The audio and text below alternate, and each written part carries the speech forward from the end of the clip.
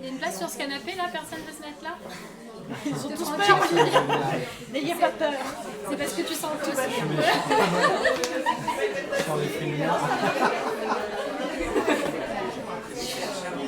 Ça te fait rire? Merci parce que généralement mes blagues sont assez pourries quand même. Bonsoir à tous. Bonsoir, bienvenue. On te laisse le temps d'arriver tranquille. Merci. T'as le droit de t'asseoir et tout.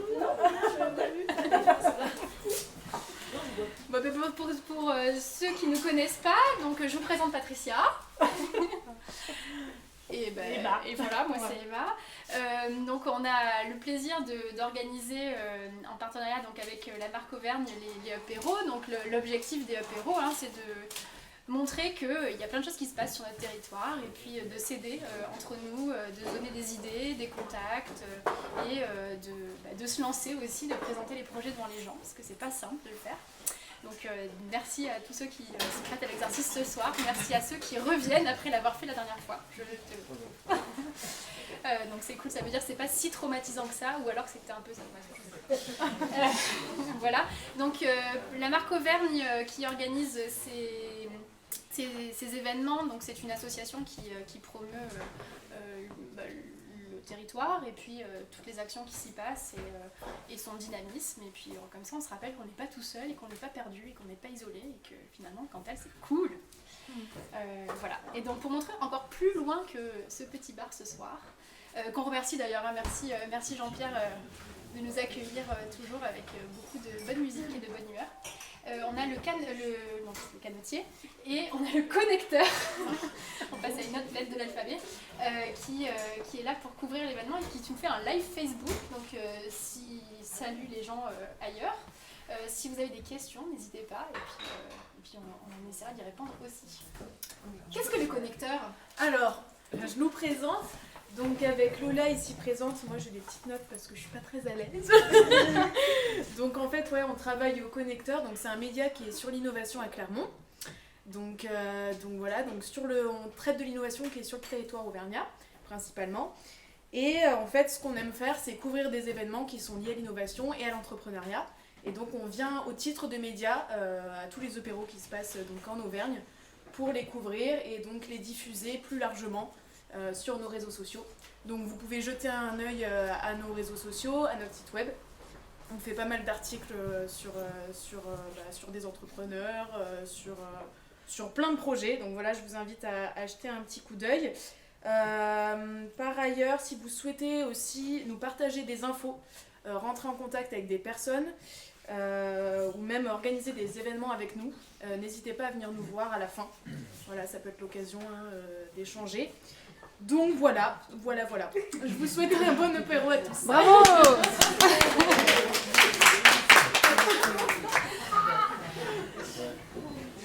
Et vous nous ferez penser à la fin de toutes les présentations, de faire un petit tour aussi de partage d'actualité. On avait oublié de le faire la dernière fois et c'est toujours sympa si y a des choses à partager. Donc le format, pour ceux qui ne connaissent pas, c'est 3 minutes de présentation dans le format qu'on appelle pitch. Et ensuite on a 10 minutes de questions-réponses avec la salle. Donc ne soyez pas impressionnés par toutes les captations vidéo, tout le monde normalement ça devrait bien se passer. Voilà, bien on va commencer avec Thomas. Yes. Donc Thomas qui nous est arrivé par Catapulte, donc un super incubateur à Aurillac, si jamais vous ne le connaissez pas. Et Thomas, je te propose de te mettre au milieu, allez, là où il y a la bonne lumière. Bonsoir à tous. Si j'ai des petits bugs de phrases, c'est parce que je suis stressé. C'est le thème de la soirée. Ouais,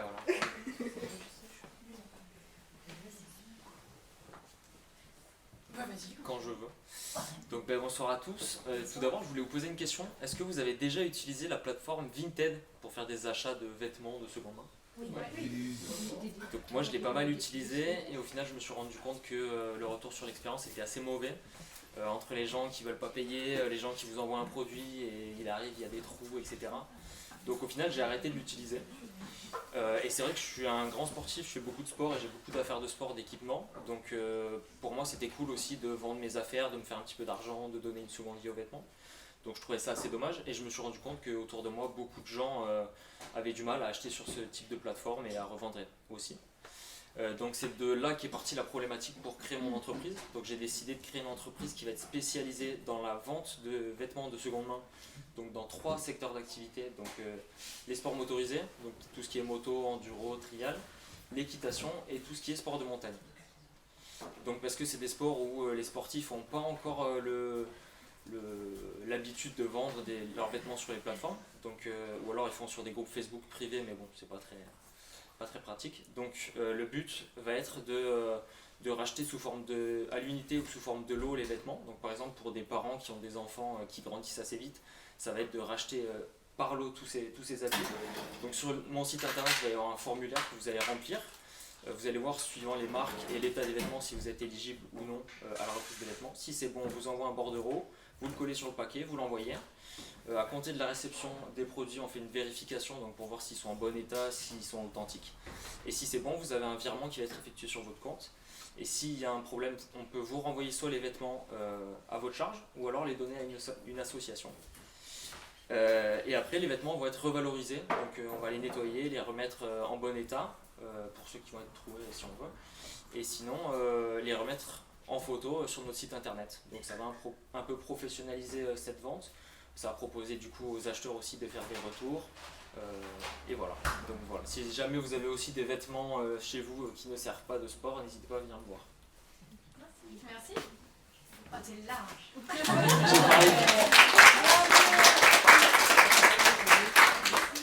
Est-ce que vous avez des questions pour Thomas? Donc Ça ça sera me quand? va. Ça sera quand Comment D'ici 2 semaines d'ouverture du site. 2 semaines. Donc dans un premier temps, je vais ouvrir que au rachat pour pouvoir proposer beaucoup de références pour vendre les habits sur mon site. D'accord. Donc, voilà. Donc il n'y a pas du tout de particulier à particulier. Non, du coup là c'est le professionnel vraiment qui fait l'intermédiaire, qui rachète les habits et qui le revend. Et tu as parlé de éligibilité, dans quelle situation serait pas éligible à... Dans tout ce qui va être... ça dépend en fait, j'ai fait un listing de marques que je vais reprendre. Donc en fonction des tissus utilisés, si par exemple les marques sont un peu obsolètes, c'est vrai que je ne vais pas reprendre des habits qui ne se revendront pas derrière. Ok. Donc voilà. C'est toi qui juges derrière. C'est ça, exactement. En fonction d'un listing qui va être prédéfini à la base. Et tu prends un pourcentage de l'article? Oui, c'est ça. Un pourcentage. Donc je vais la racheter selon une grille tarifaire que j'ai déjà prédéfinie avec des prix. Et ensuite je vais faire ma marge et les revendre sur mon site. Il n'y aura pas de boutique physique, ça Non. sera que du virtuel. Que virtuel. Voilà. Peut-être faire des petites boutiques éphémères l'hiver dans les stations de ski ou l'été. Mais dans un premier temps que sur mon site. Aujourd'hui, dans les stations, il y a de plus en plus des fois de location Oui. de vêtements. Est-ce que c'est quelque chose que tu envisages? Alors j'y ai pensé, mais pour l'instant je vais rester sur l'achat-revente de vêtements. Il y aura du matériel aussi, j'imagine, de montagne ou pas? Non, pour l'instant c'est uniquement les vêtements. Je vois des skis là sur la photo. Ouais, je sais, c'était pour la petite, voilà. Je pouvais venir avec une moto aussi sur la photo, mais voilà. Et tes objectifs à court, moyen et un peu plus long terme? Donc mes objectifs à court terme, ça serait déjà d'ouvrir le site et de pouvoir faire un chiffre d'affaires qui me permet de retomber sur mes pieds un petit peu. Et après de pouvoir peut-être élargir aussi sur les sports que je propose. Et voilà, participer à des événements, faire des stands. Et tu as de la trésorerie là pour faire ton stock là? Oui, ouais. Donc je pars avec un capital de 50 000 €. Pas que pour faire le stock, hein, évidemment, pour toute la création de l'entreprise. Tu as un T'as magasin reçu de des stockage? Pardon. Pardon. Comment? T'as reçu des aides? Non, c'est un financement perso. Il n'y a pas possibilité d'avoir des aides du département ou tout ça? Je sais pas. Il faut peut-être demander. Ouais, c'est intéressant. La compétence économie au département, donc il n'y a pas d'aide. Il n'y a pas d'aide? Là, c'est la région. Nous, on n'a plus la compétence économie. Donc, il n'y a pas d'aide. Si, au département, mais gouvernement d'entreprise, il y a quand même. Thomas, Et la chambre de commerce qui est voilà. Ok. On va pouvoir vous mettre en lien avec la Je région. vais venir après. Et où est-ce que tu vas stocker tout ça? Tu as un local? Bah, du coup, j'ai un local qui est sur la photo, qui est derrière moi. Donc, ça fait 120 mètres carrés.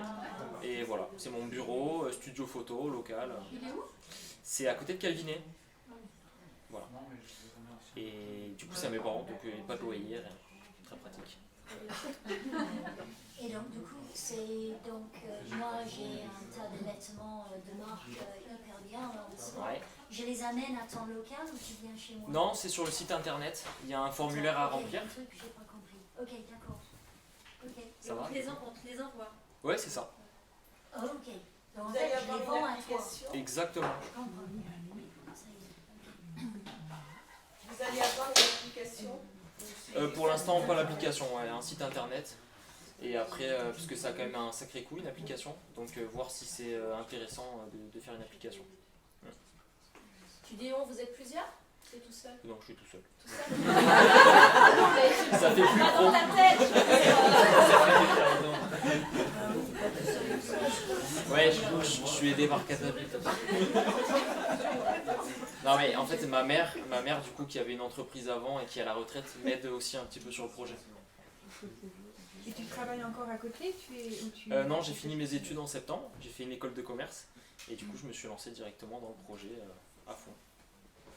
Et tu penses que tu as besoin de combien d'articles avant de pouvoir lancer la revente? Là je me suis donné un objectif de 5 000 € d'articles. Ah, 5 Donc c'est pas en quantité, ça va être en... Ok. Voilà. Et donc là, du coup, tu as envie de demander quoi aux gens du Cantal ou les gens qui y a ici? Bah, si jamais ils ont des vêtements de sport dont ils ne se servent plus ou s'ils connaissent des gens, voilà. Ça peut être que pour des vêtements d'enfants? Ouais, aussi d'enfants, D'accord. comme dans Roxy, l'exemple que j'ai donné. non? Comment? Roxy. Très bien, je prends. Et si c'est pas forcément de la marque ou si c'est des trucs, on sait pas trop, on peut quand même, on t'appelle, on se dit bon, je sais pas trop si c'est. En fait, du encore, coup, sur le site internet, en fonction de ce que vous allez mettre dans le formulaire de reprise, suivant la marque, vous allez savoir si vous êtes éligible ou pas. Donc c'est assez... Par contre, si c'est du Décathlon, c'est bon. Exactement. C'est compliqué de se faire une marge sur du Décathlon. Et puis les personnes, en fait, voilà, pour acheter du Décathlon, elles vont directement à Décathlon et on va pas l'acheter d'occasion. Et du coup, pour le rachat de vêtements, tu mises uniquement sur les particuliers ou tu peux acheter des stocks justement à des entreprises qui font de la loc et Ouais, qui mais du coup, déstockent un peu à c'est la ce fin? que je compte faire. J'en ai pas vraiment parlé, mais c'est vrai que je compte aussi contacter les stations de ski, enfin les magasins qui sont dans les stations de ski, pour racheter toutes les fins de stock et les surstocks en fin de saison, donc à des prix intéressants. Donc voilà, jouer sur l'éco-responsabilité, sur vider un petit peu les stocks, puis ça donne plus de visibilité aussi aux magasins qui ont du mal à tout vendre. Ok. Et du coup, tu aurais une stratégie qui serait saisonnière en C'est ça. fonction des activités? Exactement. Et c'est pour ça de base je m'étais basé que sur du coup les sports de montagne et sur l'équitation. Et j'ai rajouté la moto parce que je fais de la moto depuis toujours et bon, dans un premier temps je voulais pas trop le faire parce que c'est vraiment du consommable. Les tenues de moto ça se trouve très vite. Bon. Mais au final je me suis rendu compte qu'avec les saisonnalités il fallait aussi que je mette une gamme différente qui puisse marcher toute l'année. Et donc avec la moto je suis sûr de ça. Est-ce que tu as pu négocier les coûts de transport à la fois pour t'envoyer, toi pour tes clients, et toi pour expédier les produits Non, je passe par Mondial Relais, j'ai pris un compte. Mondial Relais? Ouais. Il n'y a pas de possibilité à ton avis pour optimiser un peu cela ou... Je sais pas. Quand tu feras peut-être plus de volume, Ouais, voilà. tu auras un pouvoir de négo peut-être plus important. Mais... Parce que c'est souvent une part importante hein, sur des choses qui n'ont pas une grosse valeur. Alors ça dépend, si une veste qui vaut très cher, ça va, mais sur des vêtements moins chers, c'est vrai que ça peut être un peu... Ouais, c'est pour ça qu'il vaut mieux favoriser les lots quand on envoie des produits comme ça pour nous, c'est plus la intéressant. famille, là, d'ailleurs. Ouais, exactement. Ça serait uniquement de la seconde main. Ouais, uniquement Genre la comme Private Sport Shop, eux, c'est du... Ouais, c'est du neuf. C'est que du neuf. C'est ça. Bah, du coup, ça serait et de la seconde main et aussi du neuf sur les vêtements qui vont venir des magasins de ski en fin de saison. Ouais. Ok. Donc des fins de série. Et du coup, tu vises une clientèle non non territorialisé, quoi. Enfin, qui, Ouais, qui ou soit c'est peu national. importe partout en Ouais. France, quoi. C'est ça. Ouais, ok. Et comment tu vas faire connaître le site, le concept Alors du coup, il y a pas mal de moyens. Donc là, j'ai eu une publication dans un magazine. Donc grâce à un contact qui travaille dans un magazine à Paris, il m'a fait une publication dans un magazine pour le lancement du site internet. Donc c'est un magazine trimestriel, donc sur plusieurs mois. Mais après pour la communication, je vais faire principalement sur les réseaux. Et voilà. Tu es sur quel réseau là en ce moment? LinkedIn, Instagram et Facebook. Et ta stratégie de com, c'est de faire appel éventuellement à des ambassadeurs, influenceurs ou autre. C'est ça. Après, c'est pas encore défini. Ouais. Je suis pas encore structuré. Je me suis concentré sur le business model, le site internet, etc. Et après pour le lancement. Ok. Est-ce qu'il y a une dernière question? Oui. Je te titille. Qu'est-ce que tu offres de plus que Vinted? Parce que moi, j'ai de belles expériences de Vinted. Mais justement, Vinted, en fait, c'est une plateforme qui met en relation des particuliers. Oui. Donc, en soi, vous pouvez acheter une veste super belle sur Vinted. Oui. Quand elle va arriver chez vous, si elle est en mauvais état, vous pouvez pas le savoir. La personne peut vous dire, elle est en super état, ma veste, tu peux l'acheter, elle est très bien. Et quand vous la recevez, vous allez être forcément déçu. Et après, pour le renvoyer, c'est aux frais de la personne et ça enclenche toute une... Donc, Alors que moi, je suis un professionnel, donc je suis gage. De qualité, oui. Exactement. Ok. De qualité, et aussi je paye les frais de retour s'il y a besoin, etc. Donc ça facilite vraiment cet échange. D'accord. Merci à vous. Merci.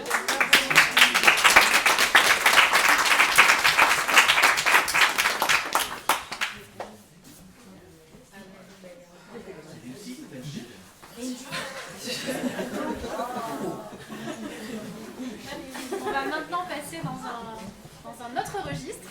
Après l'effort, le réconfort. Ouais. Super. Eh bien, je vous laisse vous présenter. Alors peut-être On n'a pas, Régine, on n'a pas le droit à 3x3, nous. Ah non, pas 3x3, malheureusement. Alors c'est parti. Donc je me présente, je m'appelle Régine Galvin, je suis chargée de communication et je vous présente Olivier et Caroline Cloteau. Bonsoir. Bonsoir Qui sont donc responsables de salle et chefs cuisiniers au restaurant La Petite Grange à Tournemire. Voilà. Donc tous trois nous sommes salariés d'une société qui a choisi de développer un projet touristique sur Tournemire, donc classé plus beau village de France.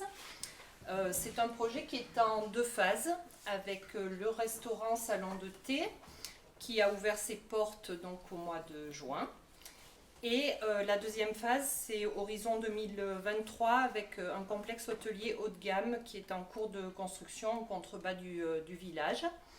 Mais donc aujourd'hui, on va plus vous parler du restaurant, mais pour ça, je vais laisser la parole à Olivier et Caroline, parce que c'est quand même eux qui sont au cœur du sujet en étant à la Petite Grange. Voilà.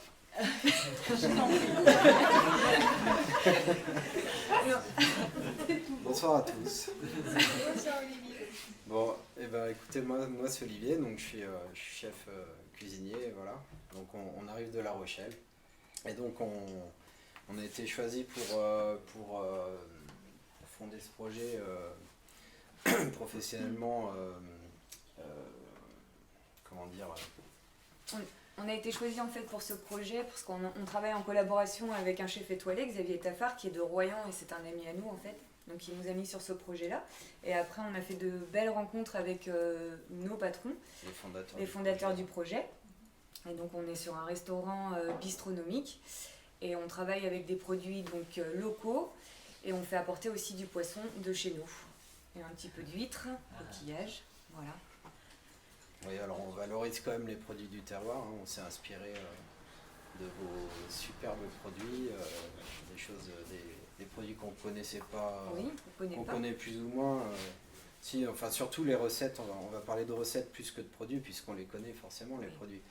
Mais s'inspirer des produits un peu de la région et faire vivre un petit peu à notre image ces recettes et donc ramener un petit peu la mer par ici parce que les gens sont demandeurs et puis nous on est on a envie de faire découvrir un peu nos origines, ce qu'on sait faire et puis voilà. Donc on a la chance, en fait on est amis avec un chef étoilé qui nous a présenté donc au fondateur du projet. Et donc c'est un chef étoilé, donc on a des ressources imaginatives, on va dire culinaires très, très amples. Et donc on s'amuse bien quoi. On s'amuse bien. Voilà, on est bien entouré, on a un sérieux projet derrière, des belles ambitions tous ensemble. Et puis on a un très bel endroit surtout. Et puis voilà, on nous donne un outil de travail formidable. Donc fini l'île de Ré et bonjour le Cantal.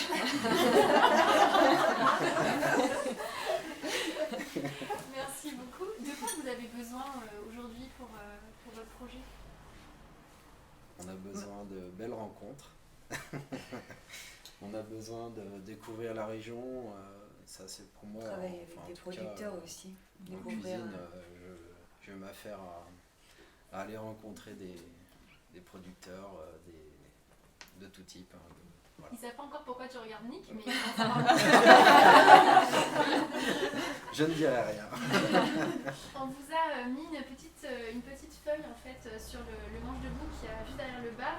Si vous connaissez des gens qui font des produits qui pourraient intéresser en fait Olivier et Caroline, n'hésitez pas à laisser les contacts pour qu'ils aillent visiter un peu parce que pour l'instant vous n'avez pas trop vu le Cantal aussi, non? Non, on est arrivé, on a ouvert directement, donc on n'a pas encore eu la chance de visiter. Donc je pense qu'il y a quand même... On ne connaissait pas la région, donc on a fait quelques allers-retours, mais avec le Covid c'était compliqué et du coup petit à petit en fait on a eu masse d'informations d'un coup et après c'est vrai qu'on peut aller partout en fait, il y a tellement de fromagers, de viande, de producteurs de viande, etc. Après c'est sympa la rencontre humaine, l'échange, voir le produit, comment je sais pas, les volailles sont élevées, de quoi sont-elles nourries, etc., etc. On est sur un projet où on va dans l'air du temps, on demande à ce que les produits soient respectés, faits comme il se doit, enfin, etc. Voilà. Quels sont vos plats les plus maîtrisés ou ceux que vous, comment on dit là pour les cuisiniers, vos plats le plat signature. Voilà. Je dirais pas qu'on a des plats signatures, mais moi pour ma part ce serait la cuisine un peu terre-mer, ce qui s'associerait bien à notre venue ici dans le Cantal, puisque j'aime beaucoup allier le produit de la terre. Je vais parler de la viande avec un coquillage ou un crustacé, quoi, faire ces petites associations, et puis après la signature, non, pas encore, mais ça va venir. J'en avais, bon, on a oui. Il y en avait sur l'île de Ré. Voilà. Là, justement, on crée de A à Z, donc c'est ça qui est bien. On est très attentif à ce que nous disent les gens aussi, à ce que ressentent les gens, à l'écoute de... voilà, quand ils sortent du restaurant, on a toujours envie de savoir si ça s'est bien passé et puis contenter un maximum de monde. On ne peut pas plaire à tout le monde, mais on travaille pour en tout cas. Voilà. Et on a la chance aussi d'avoir un milieu naturel très offrant par rapport aux fleurs comestibles, aux plantes comestibles, et ça c'est pareil, c'est quelque chose qu'on travaille, voilà, sur lequel on travaille. On va se promener. Vous êtes chargé de communication, c'est quelle société? Alors en fait, pour vous redresser un peu plus en détail le contexte du projet.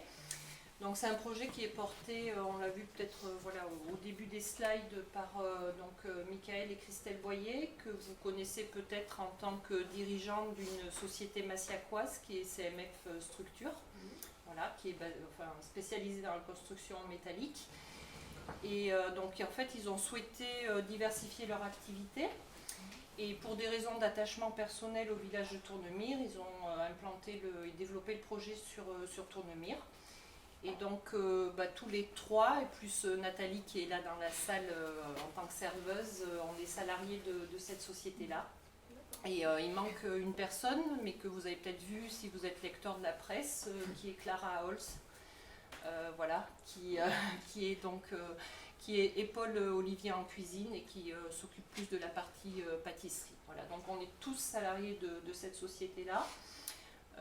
Voilà, chacun apporte en fait ses compétences. Caroline en salle avec la relation client, Olivier en cuisine et puis moi sur la partie bien modestement plutôt communication. Voilà, donc réseaux sociaux, sites et j'en passe et des meilleurs. On est bien accompagné. Oui, ça c'est sûr. Il y avait une question par là? Oui, alors peut-être question un peu bête, c'est quoi les particularités d'un restaurant bistronomique? Eh ben, on se classifie un peu sur.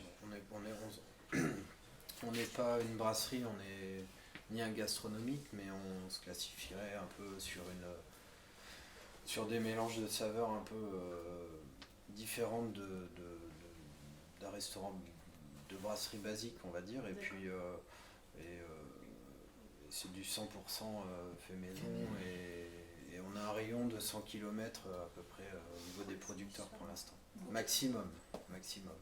Donc la bistronomie, on va dire que ça rejoint la gastronomie, mais à un coût raisonnable et pour faire découvrir justement à un maximum de gens des saveurs, voilà.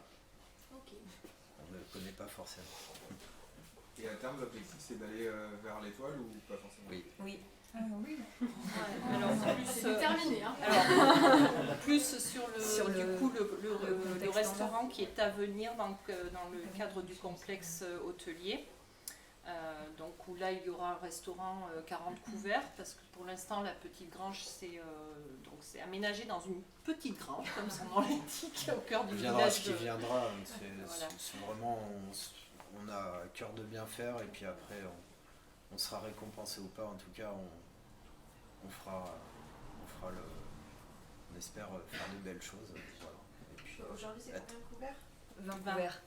Oui, donc Oui, c'est c'est pas Oui, Voilà. on est vraiment sur un... L'agrandissement il est prévu pour 2023? Alors c'est pas un agrandissement, c'est vraiment c'est tout au village de Tournemire, mais c'est deux spots complètement différents.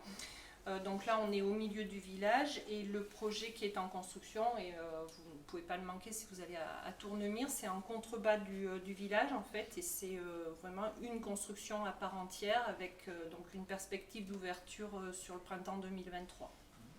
Voilà. Après ça reste, alors j'emploie le mot de complexe, hein, mais ça reste quelque chose à taille tout à fait raisonnable, hein, puisque c'est 18 chambres au total. 12 sur le bâtiment principal et 6 qui vont être dans des annexes. La salle de restaurant, c'est programmé pour 40 couverts et après il y a un espace bien-être. Voilà. Donc, l'idée c'est que l'espace bien-être et la salle de réception ou d'activité qui va être aménagée dans un bâtiment qui existe, qui est une grange qui existe sur le terrain, ce sont des lieux qui sont aussi ouverts pas seulement à la clientèle du complexe, mais aussi qui se voudront ouverts à la clientèle extérieure, aux habitants, aux locaux. L'organisation de mariage, de choses comme ça, c'est possible? ce sera sûrement envisageable. Ça peut s'étudier. Du day spa, il y aura du day spa du coup. Ouais, aussi.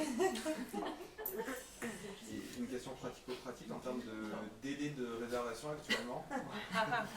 Chaud, hein. Moi j'ai essayé d'y aller 2 fois déjà. Alors, si c'est les week-ends, c'est très compliqué. La semaine, Je vais vous 15 donner jours à mon 3 numéro de semaines sur les téléphone. Vous êtes ouvert tous les jours à part ce soir? on est fermé les lundis et mardis en basse saison. Oui, ça fait quand même une grosse amplitude d'ouverture. Oui, on est ouvert les midis et les soirs. Oui. Et l'idée, c'est, l'amplitude d'ouverture, elle est d'autant plus importante que l'après-midi, en fait, il y a aussi un service salon de thé, voilà. Donc, qui est maintenu par Nathalie. Bon, il y a quand même le château d'Anjony au bout du village, donc ça draine un petit peu de monde. Vous avez conservé votre domaine de spécialité dans les poissons ou vous voulez passer vraiment à autre chose? Parce que du coup, nous, ça, c'est quelque chose qui nous manque ici. Oui, mais c'est... Alors, on peut aller manger des poissons. Je vous assure que c'est ancré en moi et que ça me manque terriblement de pas avoir à disposition tout ce que j'avais avant en matière de poissons et crustacés, coquillages. Donc, ouais, mais... oui, on a fait la, oui, on l'a fait tout au début. Et on la refera. Et c'est vrai que on a envie de changer aussi un peu régulièrement pour éviter l'ennui de Bah oui, si vous avez la curiosité d'aller voir sur notre site, il y a les cartes du coup, et vous verrez que dans chaque menu, il y a une proposition quand même autour du poisson. Oui. Voilà, et puis après, il n'est pas exclu aussi qu'il y ait des soirées un peu plus spécifiques, vraiment tournées autour des spécialités charentaises et des produits de la mer. Oui, c'est sûr que ça manque un peu ici. Oui.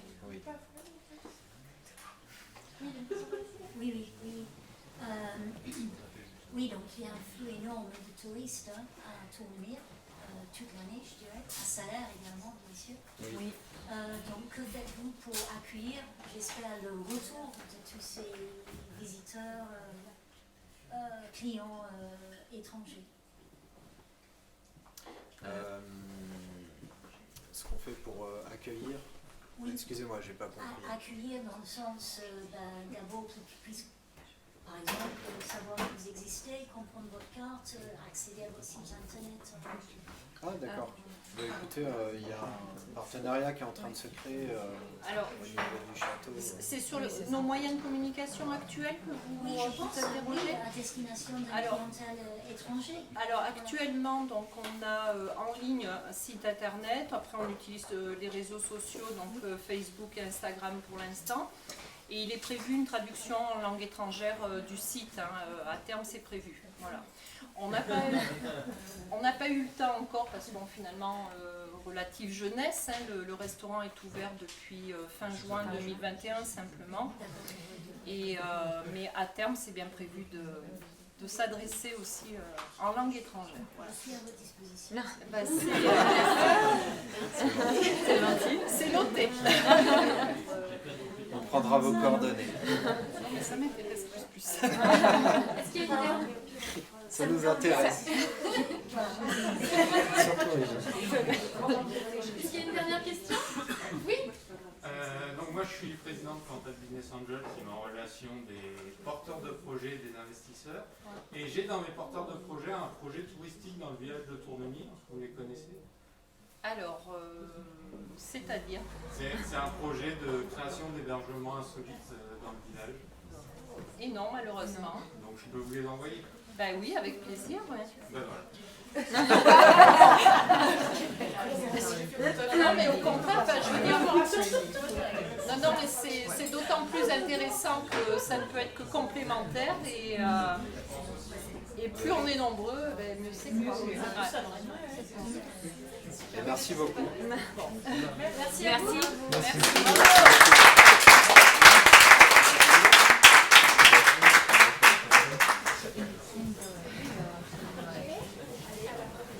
Donc après le goût et la vue, on va passer à la couleur avec Lisa. Donc il va s'installer, elle a une petite installation à nous faire.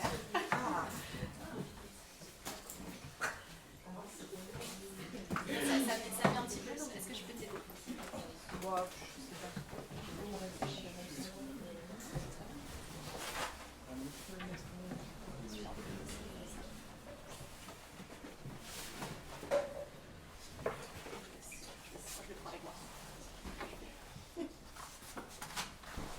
Tu fais porte, ça s'appelle comment? Porte balai. Chevalier.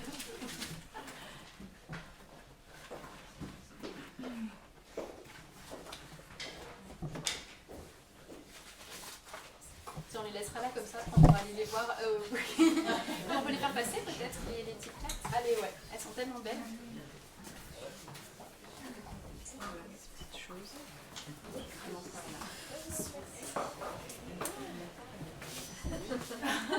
Eh bien, Louisa, c'est parti. Quand tu veux. Alors bonsoir, moi je m'appelle Louisa Targegotti, j'habite à Aurillac depuis un peu plus d'1 an. En fait, c'est ma ville natale. Le métier qui a inspiré le projet que je vais vous présenter aujourd'hui, c'est celui de maquilleuse dans le spectacle. Parce qu'en fait, j'ai commencé à regarder ce qu'il y avait dans les produits de maquillage et j'ai vu qu'il y avait énormément de pétrochimie. Donc, j'ai voulu créer mes propres cosmétiques avec des couleurs végétales. Donc, pour ce faire, je me suis formée pendant 2 ans en herboristerie. J'ai fait aussi des formations un peu plus courtes sur la teinture et l'encre végétale. Donc, tout ça, ça a beaucoup inspiré mon projet. Donc, mon projet, c'est couleurs vivantes. Et couleurs vivantes, c'est de fabriquer des couleurs à partir de végétaux. Et étant donné que moi j'aime beaucoup la transmission et j'aime aussi beaucoup apprendre des autres, c'est aussi de donner des ateliers.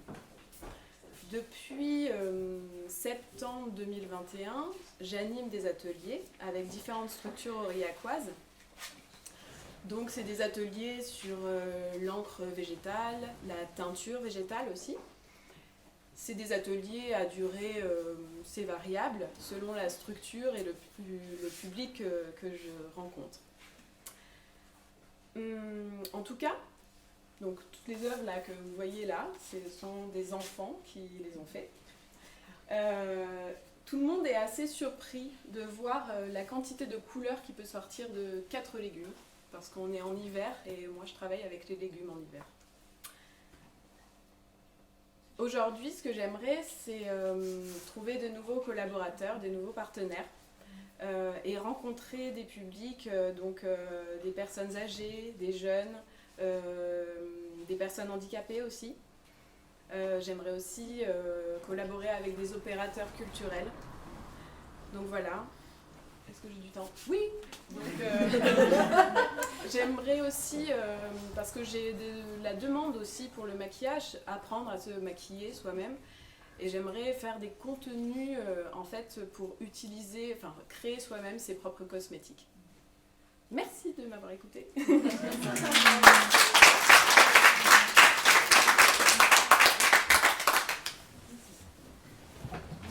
C'est quel légume du coup? Alors là, il y a patate douce, chou rouge, betterave et épinards. Et ce que je vous fais passer, c'est à peu près les mêmes choses. Il y a échalote, brou de noix aussi. C'est quoi la patate douce? La patate douce, elle est là, elle est un peu orange, elle est assez transparente celle-ci, mais par contre, quand on l'associe avec d'autres couleurs, elle fait des teints assez fous. Donc comment tu fais pour les rendre peignables? Alors, on extrait leur jus. Donc tu presses? On presse. Là, on extrait le jus et on a tout de suite ce qui ressemble à de l'aquarelle, puisqu'il y a beaucoup d'eau dedans. Ouais. Et on peut l'utiliser directement. Comme ça, il n'y a rien de plus. Quoi. Alors si, parce que ça tiendrait pas très longtemps. Donc évidemment, là, on est sur des légumes. C'est très photosensible, donc voilà. Donc moi, j'y rajoute des produits de fixation sur les feuilles, donc par exemple de l'alun, de potassium, ou de la gomme arabique, donc ce qu'on utilise en fait communément dans peinture en fait. Voilà. C'est extrait avec une centrifugeuse? Extracteur de jus, ouais. Oui. Donc évidemment, moi je le fais dans mes ateliers pour que ça soit très rapide, mais en fait chez vous, vous pressez avec mortier et pilon, vous filtrez et vous avez votre jus. Il me semble que il y a plus de couleurs dans les pots des légumes, non? Dans les pots? Enfin non, ouais. Les pots, c'est vrai que je les enlève moi de la betterave, de la patate douce, parce que y a encore pas mal de terre, ça tache un peu, ça ternit un peu la couleur, donc je l'enlève. Mais on pourrait bien sûr, ça dépend ce qu'on recherche comme couleur.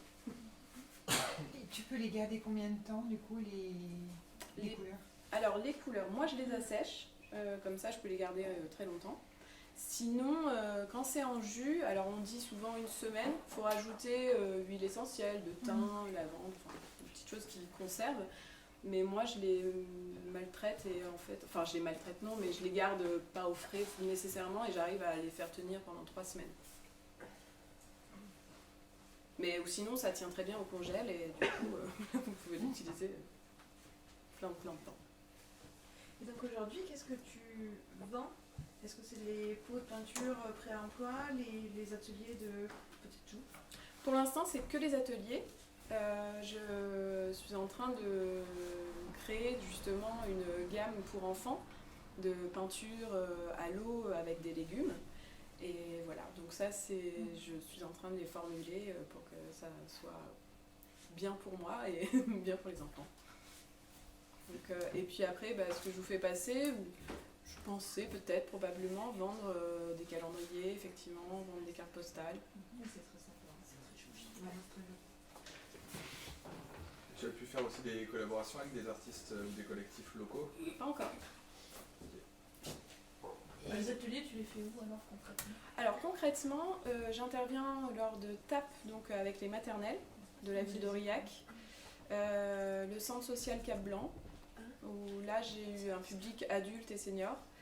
Et sinon, j'ai fait aussi des ateliers donc, à la Biocoop, la Loupiote.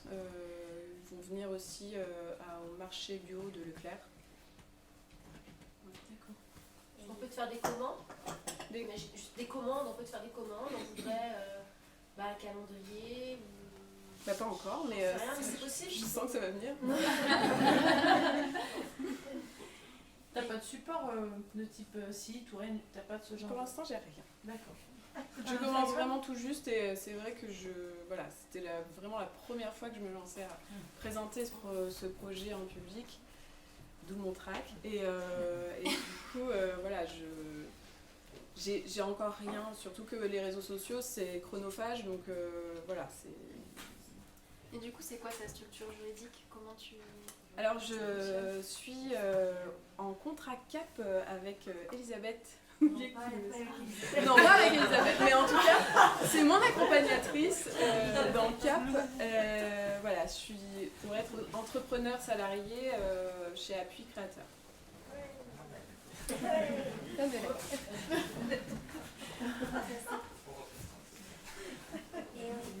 Pardon, donc tu as parlé de tes ateliers, donc ton rayonnage, c'est quoi? C'est Aurillac ou est-ce que tu es prêt à ce qu'il y ait des contacts que nous avons pour te mettre en lien avec d'autres centres sociaux ailleurs?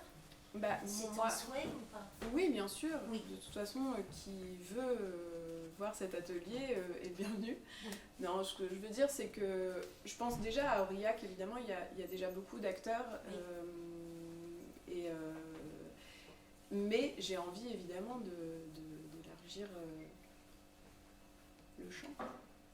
Et est-ce que les ateliers, c'est un atelier, donc c'est une fois? Ou est-ce que donc, les TAP, c'est sur un trimestre, sur 8 semaines, sur quoi? Alors là, eux, ici, on fait de vacances à vacances. Oui. Donc,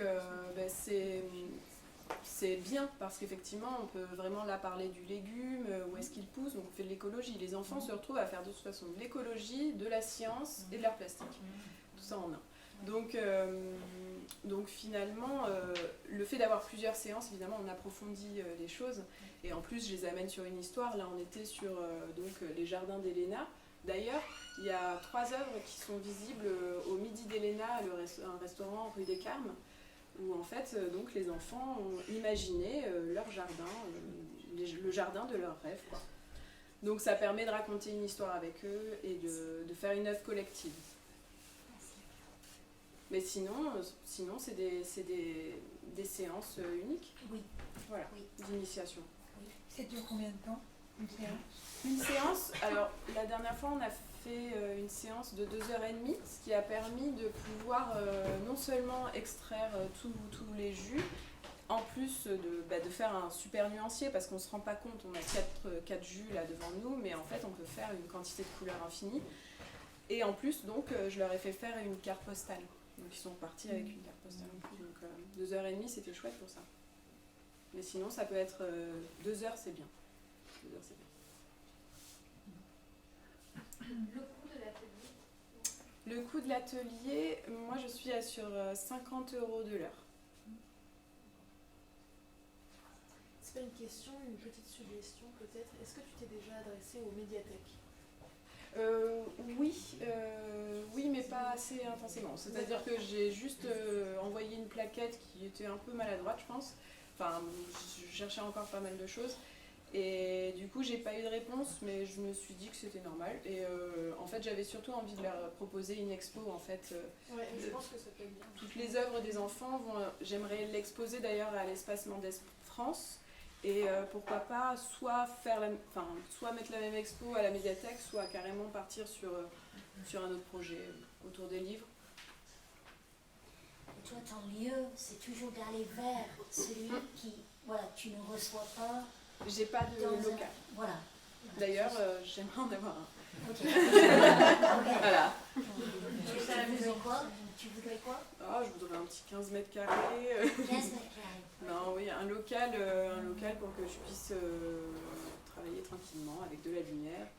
Et dans un monde parfait, pouvoir recevoir du public aussi, présenter les produits, parce que je sais que d'ici peu de temps, il y aura la peinture, les palettes pour enfants, mais il y aura aussi des godets d'aquarelle pour les artistes. Voilà, donc pour les beaux-arts, quoi, plutôt. Est-ce que tu as contacté du coup la manager de centre-ville d'Aurillac? Non. Parce qu'ils cherchent des artistes à installer dans le quartier Saint-Géraud. Ouais. Et donc peut-être que ça pourrait être pas mal. Je crois qu'elle s'appelle Stéphanie et je crois que j'ai son numéro.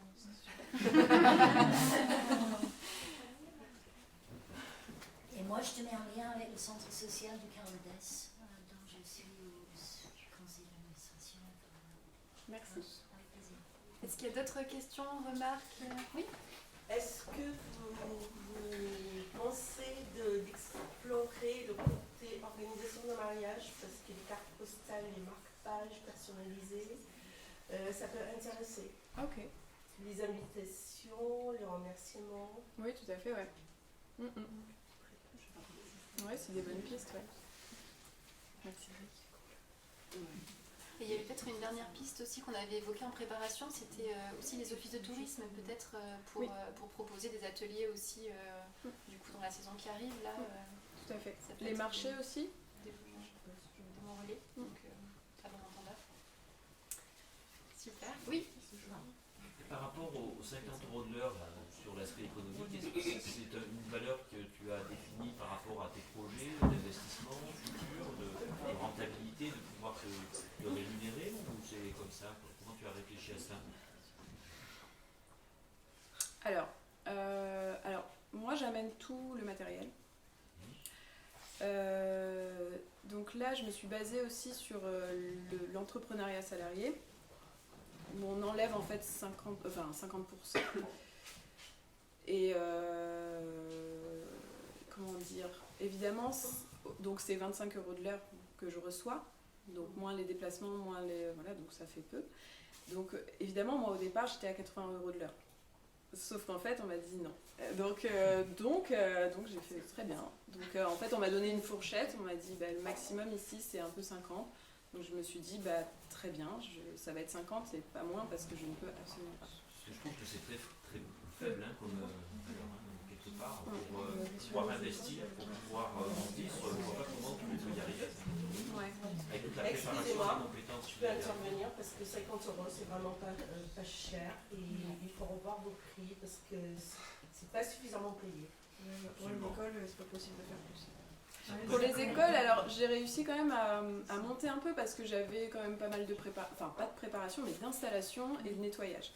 Du coup, j'ai grossi, donc ma séance elle est à 75 € aujourd'hui. Mais bon.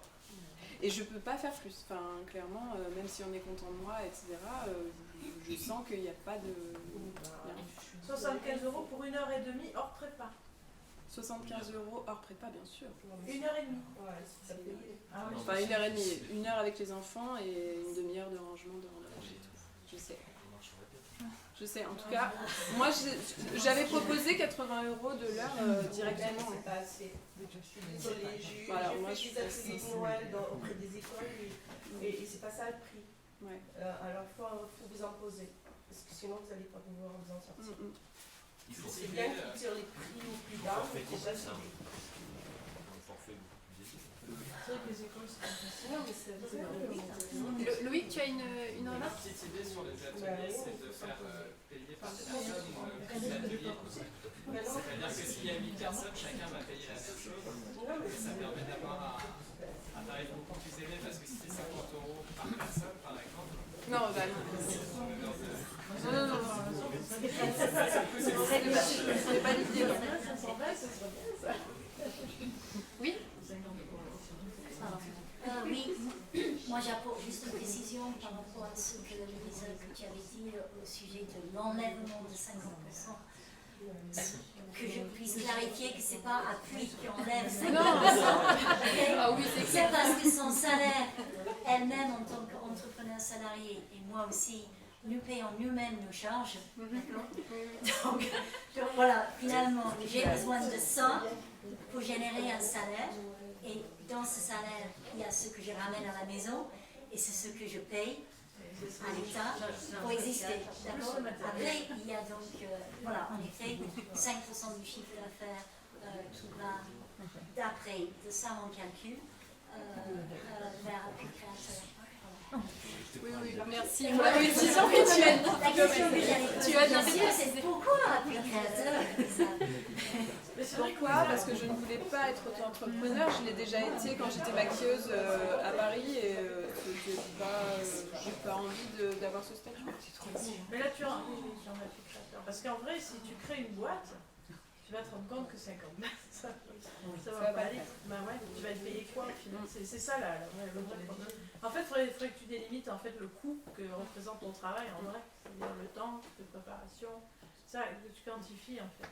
Quand est-ce que c'est votre prochaine session Catapulte sur le business model et la compta? En mai. Moi aussi, je crois. Peut-être qu'on peut t'inviter les incubateurs à nos sessions de calcul de rentabilité. En fait, peut-être que ça pourrait être. Je crois que tu le sais déjà, mais. Mais bon, mais voilà. Éventuellement. Est-ce qu'il y a encore une question? Non? Super. En tout cas, tout le monde a dit waouh. Je sais pas si t'as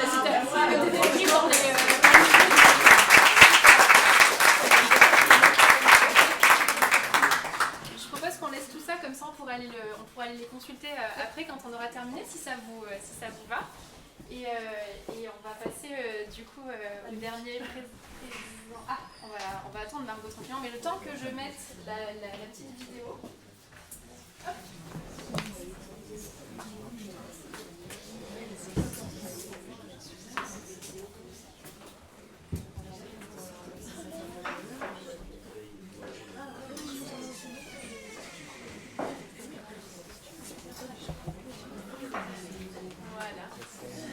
Alors,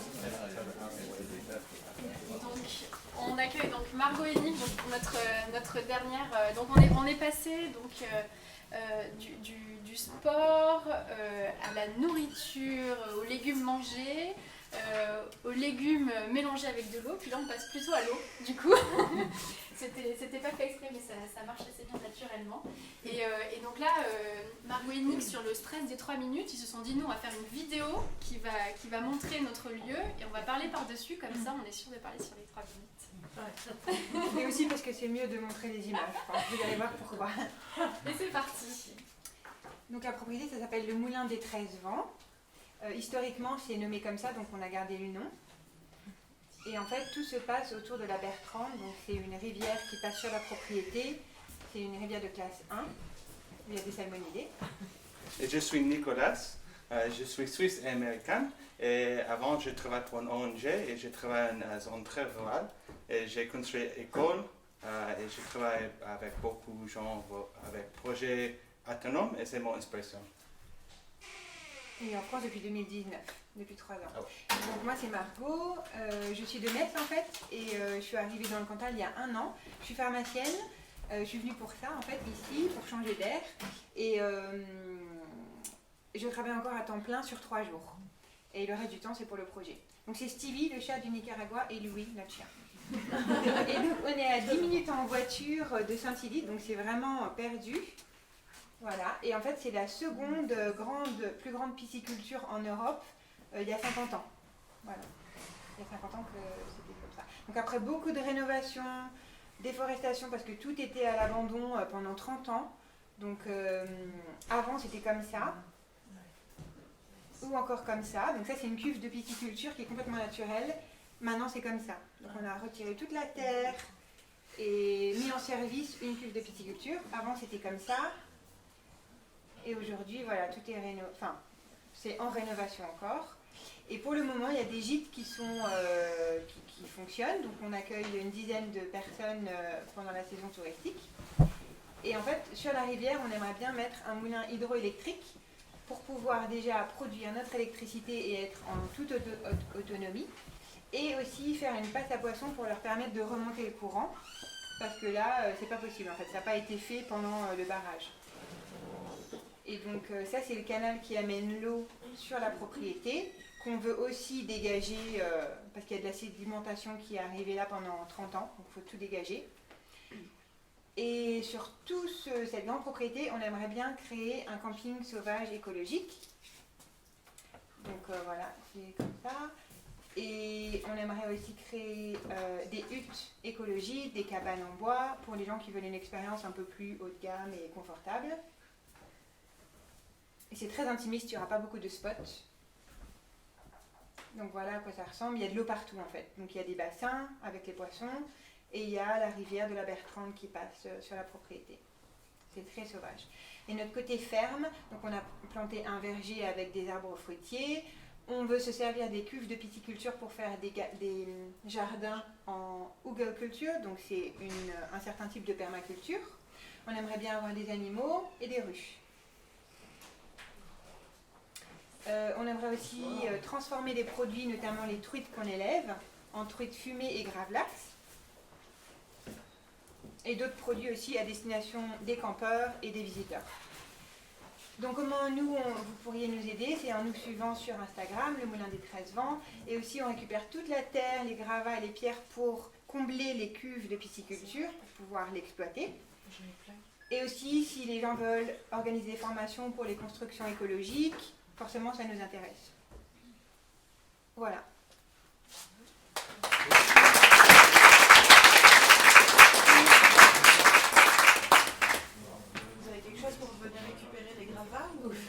Comment? J'ai plein de gravats chez moi. Ah ben voilà, c'est bienvenu. Est-ce qu'on peut venir pêcher, par exemple? Pour pêcher, mais nous voudrions... Désolé, mon français c'est un petit terrible, mais je suis un petit nouveau ici. Mais c'est un petit compliqué pour pêcher parce que nous voudrions grand truite. Et avec beaucoup de qualité, et avec le pêcher, c'est beaucoup de stress pour la pêche. C'est possible. C'est pas vraiment notre truc de laisser les gens pêcher là. Non. Parce que nous voudrions le grand truc pour gravlax et pour fumer, pour mieux qualité. Et aussi, personnellement, t'aimes pas qu'on prenne les truites. Voilà, il veut qu'on lâche les truites en gros.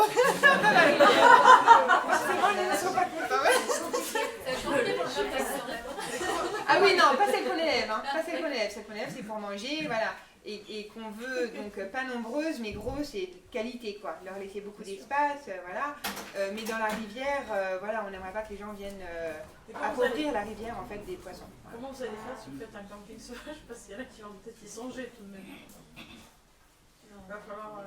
Oui, il faut y penser, je pense que c'est un bon point, mais bon, déjà, on n'en est pas là parce qu'on n'a pas encore ouvert le camping. Tu comprends la question? How will you manage the campsitter who want to fish? Oui, nous nous parler, l'aider pour toute l'arrêt, c'est avec beaucoup de respect pour la nature. Et nous parler, c'est, bon, je ne sais pas, c'est petit compliqué avec le campeur, avec le client. On ne sait pas encore comment. Ouais. Le camping, c'est pour quand concrètement? Cet été, on va déjà, donc on fait step by step. Donc cet été, normalement, on va pouvoir faire camping à la ferme. Ça veut dire juste avec des toilettes sèches et les gens peuvent pitcher leur tente. Voilà, il y a de l'eau, des toilettes. Par contre, il n'y a pas d'électricité. Donc c'est vraiment très basique, quoi. D'accord. Voilà. Sauvage, vraiment Sauvage. sauvage. Le Cantal sauvage. Et l'idée vient d'où? C'est quand tu es arrivé dans le Cantal pour ton boulot ou alors c'est après Eh ben, c'est après que je l'ai rejoint. En fait, lui, ça fait 3 ans qu'il est là. Explain how you get there. Ah, ok. Mais avant, j'habite en Nicaragua, j'ai travaillé là-bas et j'ai voulu un projet similaire en Nicaragua, mais avec les problèmes politiques avec un dictateur et j'ai souhaité la paix avec. Ouais, c'est un petit problème là-bas, beaucoup de violence. Et j'ai travaillé pour la même ONG et j'ai un chat et toute ma chose avec moi. Et je travaille dans autre pays, mais je voudrais une propriété. Et j'ai cherché en Espagne et Portugal parce que je parlais espagnol. C'est plus facile et je parlais rien de français dans le moment. Mais j'ai vu une propriété ici en Cantal et le moment où j'ai vu sur Internet, je connaissais c'est la propriété pour moi parce que j'adore le truc, j'adore la pêche à la mouche. C'est la mais j'aime les montagnes et Cantal c'est parfait pour moi. C'est des affinités personnelles, quoi. Moi, je suis fille de paysans, donc ça, voilà, c'est mon truc. Et lui, en fait, il était dans des projets aussi autonomes, parce qu'il construisait des écoles à l'étranger, en Afrique, en Amérique centrale, du Sud. Et donc voilà, on veut simplement faire profiter de la nature la plus sauvage possible et avec le respect vraiment de la nature au plus de gens possible, quoi. Oui, j'ai vu beaucoup de projets autonomes et j'ai vu les gens travaillent beaucoup, mais c'est possible. Et tout c'est possible avec un petit peu de travail. Et je pense, ok, c'est... C'était beaucoup de travail. Beaucoup, oui, mais j'allais dire quand tu dis un petit peu, parce qu'il dit toujours un petit peu, mais... L'élevage des truites, ça dure combien de temps? L'élevage des truites? Ouais. Et ben en fait, on est... Pour une année maintenant, j'ai acheté les truites comme ça, autre pisciculture, parce que je ne voudrais créer une pisciculture de l'œuf, c'est beaucoup de travail. Et ici en Cantal, autre pisciculture avec beaucoup de bel travail, c'est très belle, mais les bassins c'est plus petit, et avec un petit bassin et beaucoup de trucs, c'est impossible pour plus gros. Et on voudrait un finishing pond, mais acheter le finisher avec nourriture organique et avec beaucoup de graisse pour poissons plus. Donc on les achète quand ils ont déjà 1 an et on les mature pendant 1 an. Okay. Voilà. Les nourrissez avec quel... Ils nourrissent avec quoi? C'est une nourriture, mon petite croquette de poisson. En fait, pour l'instant, il n'y a pas assez de poissons pour investir, parce que c'est un investissement d'acheter du bio et tout, mais c'est le but. Ouais. Pour l'instant, c'est un test, en fait, les poissons-là, qu'il a mis il y a 1 an. Donc pour l'instant, c'est des bouchons qu'on trouve chez le pisciculteur, mais après, le but, c'est d'avoir vraiment les meilleurs aliments, quoi. D'ailleurs, si tu as des conseils, on est preneurs. Tu dois savoir, je pense, non? Ouais, j'ai un peu parlé de ça, avec... ah bah ouais, ça, on est preneurs. Notamment avec celui avec qui on travaille. Si tu sais nous dire quels aliments sont... La façon de tuer les animaux, quoi. Les anesthésier, la méthode IKGM, etc. Ok, ouais. Ça, on pourra en parler, ça. Ah oui, bien sûr, merci. Et l'objectif, ça sera de trouver des débouchés auprès des restaurateurs et également sur de la vente directe? Ouais, vente directe et campeurs et gîtes, enfin les touristes, mais vente directe. Okay. Parce que maintenant, la rivière, pour le changement de climat, la rivière, c'est petit peu de l'eau en l'été, mais c'est impossible pour ouvrir toute la bassin. C'est mieux qualité et non, better quality, mieux qualité et moins quantité. Voilà. Et de fumer, parce qu'apparemment fumer, apparemment on est Et les seuls traîne. qui veulent fumer vraiment de la truite locale dans le Cantal. En tout On cas, n'en est pas trouvé encore dans le Cantal aussi. Ouais. Ça donc, m'intéresse. je pense que la vente directe devrait suffire, quoi. Voilà. Ouais, c'est pour transformer, c'est parce que c'est petit cher, c'est possible pour vendre des petits plus chers avec transformer. Et c'est un petit travail pour transformer. Et vous avez déjà une idée du prix que vous allez pas pratiquer ou c'est trop tôt encore pour... Du prix qu'on va demander pour une truite? Ouais. Bah, il a une petite idée de price for truite. Pour Gravlax, 50 pour un truc comme ça, pour 4 personnes, c'est 50, 60, it depend. Je ne sais pas exactement. Ouais, c'est une petite idée. Ouais. Et qu'est-ce que c'est ce mot-là, grave là? Qu'est-ce que c'est? Gravlax, c'est usuellement et c'est avec salmon. C'est un salmon inter et coupé et avec sel et c'est cuit, cooked. C'est confit. C'est confit avec le sel et Annette et 3 jours avec le sel et après c'est délicieux. C'est coupé très fin. Si tu connais pas, Le chef, il nous regarde. C'est bon, il m'intéresse peut-être. Il y a une question par ici, j'ai eu un sourire. Pour les travaux qui ont eu lieu et peut-être pour les travaux qui restent à faire, est-ce que vous avez pensé de faire appel à des jeunes qui voyagent, qui cherchent à s'installer le temps d'une semaine de vacances, qui échangent un endroit pour leur tente contre un peu de boulot? Moi j'ai tout de suite pensé, ouais. Parce qu'il y a plein de choses qu'eux ils pourraient apprendre. C'est vrai. En fait, j'ai tout de suite pensé. C'est pas couchsurfing, mais il y a Oui, walk away. Ouais. J'ai tout de suite pensé, parce que je l'ai beaucoup fait, j'ai pas mal voyagé tout seul en sac à dos. Et en fait, le souci, c'est que les gîtes sont soit loués aux touristes, parce que pour l'instant, c'est la seule source de revenus. Donc on ne peut pas vraiment accueillir quelqu'un, c'est ça le problème. Mais bien sûr, mais oui, ça serait bien. Après, on se sent pas trop à l'aise de demander un certain nombre d'heures par rapport au travail. On ne sait pas encore trop bien comment faire. Ça, je peux vous Mais mettre c'est une bonne idée. en contact avec une de mes incubées de la première promotion qui avait ce grand questionnement et maintenant elle s'éclate avec tous ses woofers. Génial. Ah bah ça oui. C'est vraiment... voilà, c'est des freins mentaux à dépasser en fait, ça rend tout le monde heureux. Et puis en plus, oui, je pense que effectivement ça serait donnant-donnant, ça serait top quoi. Parce que pour les gens, venir là, c'est chouette. Il peut parler anglais aussi. Hein. Et en plus, on parle, ouais, exactement. Et espagnol. Il est bien Anglais, espagnol. espagnol, français, cantalou, tout. Et German, et allemand. Allemand. Ich ein bisschen Deutsch. Ouais, mais c'est vrai que c'est bien. Ouais. Moi j'y vais, hein. J'ai pas l'âge d'un woofer, mais moi j'y vais. Mais ça sera pas pour l'anglais. Where are you from? Where am I from? Oui. I'm from Britain. Ah oui, oui. Est-ce qu'il y a une dernière question ou on passe aux échanges individuels autour d'un verre et avec de la musique? Eh bien, alors, ah oui, non, voilà.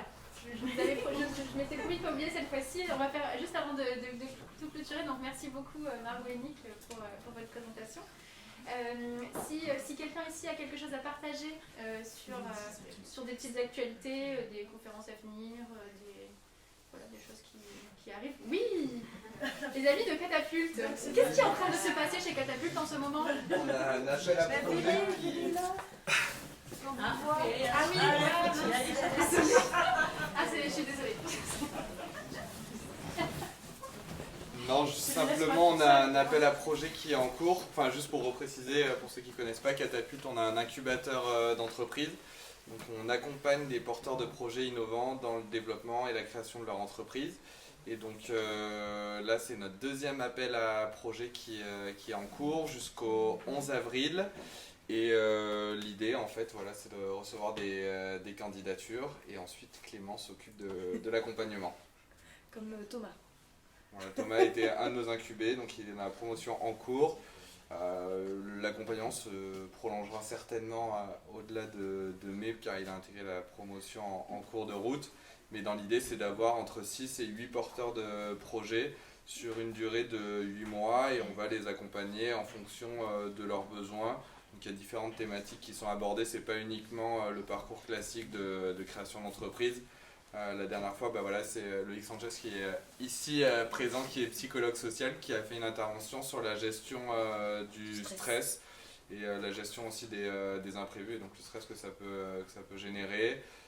Voilà, pour le type de... à l'aise. Quelle que soit l'implantation géographique du porteur de projet Sur le Cantal. Ouais.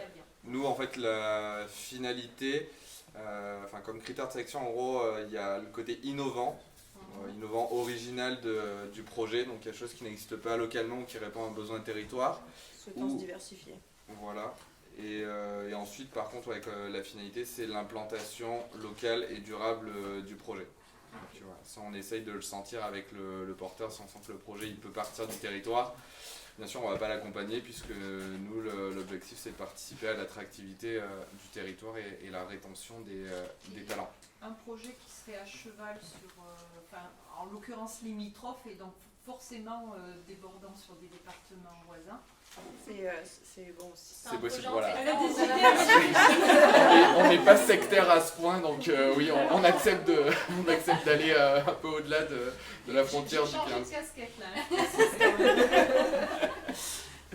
Non mais oui, ça peut être bien sûr envisageable. Si vous êtes matriculé juste derrière la frontière, mais il y a forcément une zone d'influence sur le côté Cantal. La frontière. Oui, la frontière. On parle de frontière. C'est très d'actualité. Là, ça dépend de quel côté, mais il y a des frontières de région aussi. Hein, donc, Oui, oui.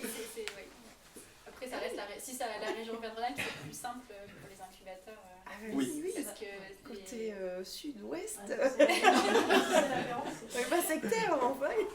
Donc voilà, si vous avez des projets ou si vous entendez parler de projets, n'hésitez pas à les rediriger vers nous. Nous, on les écoutera avec grand plaisir. Et au mieux, ils finissent avec nous. Au pire, on les redirige vers des acteurs qui seraient plus dans leur champ d'intervention. Il faut qu'on en soit à peu près, et il faut avoir tout le business plan. Non, alors... C'est des buts, tiens, j'ai ça comme idée. Ouais, de l'idée aussi. Juste l'idée. Ouais, voilà, l'idée qu'il y a eu un petit peu de travail dessus quand même, mais oui, après idéalement on aimerait bien avoir des projets qui sont tous au même stade de développement, mais ça c'est dans un monde idéal, et je pense qu'on est loin d'un monde idéal, donc du coup on s'adapte. D'accord, et donc il y a un dossier de candidature à remplir. Exactement. C'est déjà un premier travail pour attester de la solidité du projet. Ouais, mais sur lequel moi je suis là pour accompagner les gens qui veulent candidater pour remplir le dossier. C'est déjà une première phase de travail. Rien qu'avec les questions qu'on pose dans le dossier, c'est un peu l'étude préliminaire qui est intéressante aussi à faire malgré tout, même si au bout on n'est pas sélectionné ou qu'en fait on n'a plus envie de faire son projet. Je ne sais pas quel cas de figure il pourrait y avoir, mais c'est déjà bien de se poser les questions. Est-ce qu'il y a d'autres... Merci Catapulte. Est-ce qu'il y a d'autres actualités à partager? Non. Alors, moi j'en ai aussi, donc moi je développe l'incubateur Landesti, donc c'est l'autre incubateur d'Aurillac où nous on prend les autres projets qui sont spécialisés en agriculture, alimentation durable et préservation de la biodiversité. Donc on a fait le même exercice de recrutement des projets ces 3 derniers mois, et la semaine prochaine commence la deuxième promotion d'entrepreneurs, donc on a 9 projets qui commencent. Et la particularité qu'on a, c'est que toutes les sessions, donc les sessions collectives dans lesquelles les entrepreneurs s'engagent sur 18 mois chez nous, sont le plus possible ouvertes à toute personne qui est intéressée sur le territoire. Donc, j'envoie les programmes, donc là je l'ai fait hier pour la semaine prochaine, j'envoie les programmes une semaine à l'avance avec les modules et les horaires, et si vous êtes intéressé, vous me contactez et vous venez participer avec nous à une formation. Voilà, tout est gratuit et c'est cool. Et donc si vous voulez connaître le programme de la semaine prochaine, venez me voir et puis je vous l'enverrai. Et en particulier, à 18h30, on fait une réflexion en fait. Donc les sessions d'incubation ont lieu une fois par mois, les jeudis et vendredis. Et donc le jeudi soir, pour clôturer une bonne journée de travail déjà assez intense, on fait généralement des discussions un peu pas philo, mais un petit peu voilà, de prise de recul. Et donc la semaine prochaine, on va parler du travail, ce que ça veut dire pour nous. Est-ce que c'est juste tripalium et souffrir, ou est-ce que c'est aussi autre chose, et comment on se prémunit, et comment de travailler contre soi-même, et comment est-ce qu'on crée aussi des nouvelles formes de travail. Voilà, donc c'est des choses assez libres comme discussion, ça fait du bien généralement, donc n'hésitez pas à venir. Voilà, donc venez voir si vous voulez plus d'infos. C'est où ça sera, non, ce ne sera pas ici, ce sera à l'hôtel du département. Parce que donc l'incubateur en Destinine, on est en train de rénover un espace au sein du lycée agricole qui est en travaux de façon là vraiment tripalium. Et du coup le conseil départemental me fait la gentillesse de me prêter les appartements du président qui sont hyper confort avec une petite cuisine, on peut se faire un petit apéro. Il faudra couper la vidéo à ce moment-là. C'est un apéro, tout le monde sait qu'il y a l'apéro. Et du coup on est assez confortable là-haut pour pouvoir faire les choses, parce que moi j'aime bien pas travailler autour d'une table et plutôt sur les gens par terre et bouger de façon assez différenciée sur la journée. Et quand il y a une cuisine, on est encore plus content. Donc voilà, ça sera là-bas. Voilà, donc n'hésitez pas, et vous êtes les bienvenus, et vraiment voilà, j'envoie les infos et toutes les ressources aussi qu'on a se partagent, et on travaille beaucoup avec Catapulte du coup pour nos contenus. Voilà pour les infos, du coup, tu as il y a peut-être une info quand même, je ne sais pas si ça peut peut-être intéresser certains d'entre vous, mais demain il y a l'Assemblée Générale de la CPME. La CPME, c'est une structure qui réunit en fait les PME, donc voilà. Donc pour ceux que ça intéresse, il y a l'Assemblée Générale qui se déroule demain au centre des congrès à Aurillac. Donc peut-être ça peut être intéressant donc, voilà, de passer cette information. Ouais. Merci Patricia. À quelle heure C'est à 17h30. Voilà, donc les prochains apéros, donc le prochain apéro c'est le 7 avril et c'est à Massiac. Donc organisé par Gilles et Amélie. Bien sûr, on y sera aussi. Hein. Mais on ne sera pas organisateur. On ne sera pas organisateur, donc on sera tranquille en train de boire nos bières. Et le prochain qui aura lieu ici, ça sera le 5 mai. Donc voilà, n'hésitez pas si vous pensez à des gens qui seraient intéressés et à qui ça servirait de venir pitcher, et vous-même à revenir, vous êtes les bienvenus en tout cas. Et voilà, merci à tous pour ces échanges, ces partages. J'ai l'impression qu'il y a beaucoup de contacts là qui vont circuler, donc mettez-vous tous à noter. N'oubliez pas la petite feuille qu'on a mise là sur le manche debout pour Olivier et Caroline. Et si vous avez des suggestions de sorties un peu sympas aussi à faire le lundi et le mardi, ou des randos, je pense que c'est pas mal aussi qu'ils fassent autre chose que travailler. N'hésitez pas aussi à leur faire des suggestions. Merci. Voilà, merci à tous et à une prochaine. Merci.